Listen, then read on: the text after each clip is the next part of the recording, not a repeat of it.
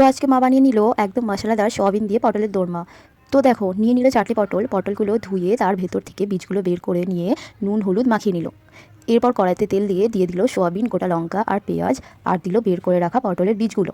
এবার সব ভালো করে ভেজে তুলে নিয়ে মিক্সার দিয়ে সবগুলো পিষে নিয়ে নিল।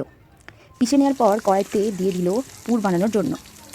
এবার তার সাথে দিল একটু নুন, একটু হলুদ, একটু লঙ্কা গুঁড়ো। এবার পুরটা তুলে নিয়ে নুন হলুদ লাগিয়ে রাখা পটলের ভেতর পুরে দিল। সবগুলো হয়ে যাওয়ার পর তেল গরম করে পটলগুলো এক এক করে ভেজে তুলে নিল।